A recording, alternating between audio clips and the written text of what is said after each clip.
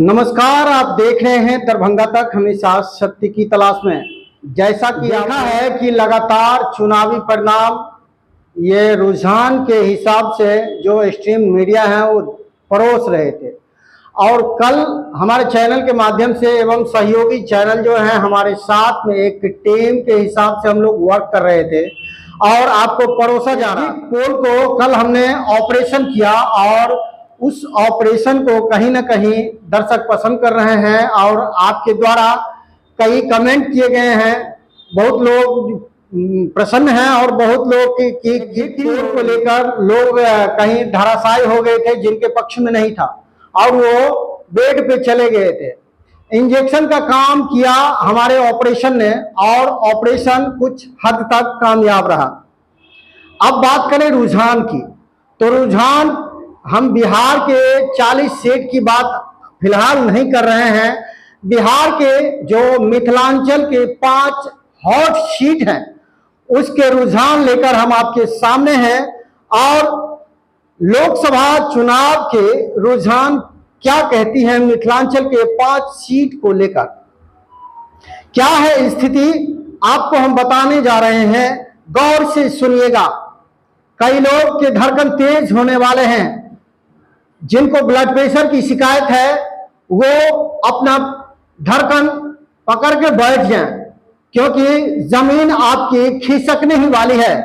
बहुत लोग आस लगाए बैठे थे कि ये हो जाएगा वो हो जाएगा, लेकिन हकीकत अब सामने आ चुकी है। बहुत ज्यादा समय नहीं बचा है परिणाम के, और परिणाम आने से पूर्व की रुझान इस प्रकार हैं। आपको बता दें, मधुबनी सीट से बीजेपी के कैंडिडेट हैं अशोक यादव, जो पूर्व में भी सांसद रह चुके हैं। उनकी स्थिति ऐसी बताई जा रही है, वो 39,990 से आगे चल रहे हैं, और आरजेडी से चुनाव लड़ रहे मोहम्मद अली अशरफ फातमी पीछे चल रहे हैं। अब बात करेंगे समस्तीपुर की, जो हॉट सीट बनी हुई है, और एनडीए के प्रत्याशी जो चिराग पासवान एलजेपी रामविलास के कैंडिडेट हैं शांभवी चौधरी, जो पूरे देश में सबसे कम उम्र की महिला जो सांसद प्रत्याशी हैं। समस्तीपुर सीट से 97,225 से आगे चल रही हैं और सनी हजारी पीछे हैं।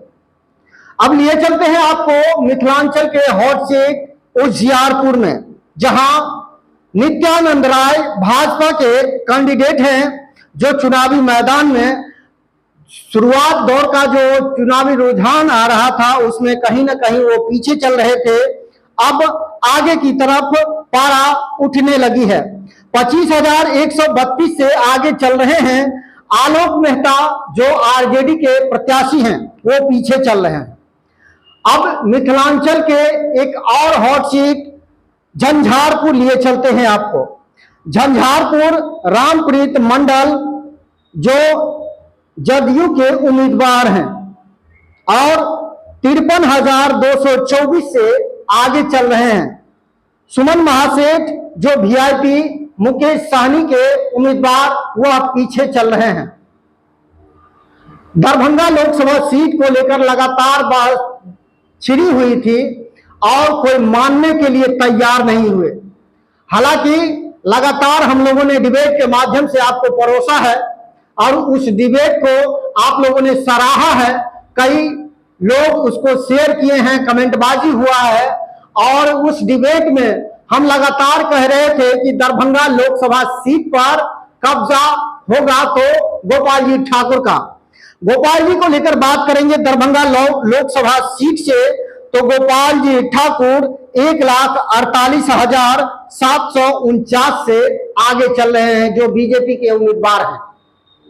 पूर्व में भी सांसद रहे हैं और अभी भी इनकी ये जो तबियत दुरुस्त हो गई है। हालांकि एनडीए प्रत्याशी जहां भी थे, एनडीए समर्थक थे, वो कहीं ना कहीं एग्जिट पोल को लेकर खुशी जाहिर कर रहे थे और इंडिया कहीं ना कहीं मायूस थी। बता दें, ललित कुमार यादव जो दरभंगा के आरजेडी के उम्मीदवार हैं वो पीछे चल रहे हैं, और कई आरजेडी के समर्थक उदास हो चुके हैं और गला सूखना शुरू हो चुका है। कई ये परिणाम आने के बाद, परिणाम की घोषणा होनी अभी बाकी है और परिणाम आने के बाद कुछ भी हो सकता है। आप धैर्य बनाए रखें, परिणाम किसी के भी पक्ष में जाए लेकिन आपको संयम बरतना है, क्योंकि आप जनता एक जगह ही रहने वाले हैं। नेता वोट मांगने के लिए आते हैं, चुनाव जीत कर या हार कर चले जाते हैं, बाद में आपकी तबीयत पूछने के लिए कोई आने वाला नहीं है। इसीलिए सौहार्द बनाए रखें और जो माहौल है, माहौल को एकदम खुशी खुशी स्वीकार करना है, जीत हो या हार हो। बात करेंगे लोकसभा चुनाव 2024 की, किसकी बनेगी सरकार और जो प्रधानमंत्री के सीट पर, प्रधानमंत्री के कुर्सी पर किसका होगा कब्जा, मोदी या फिर कोई और।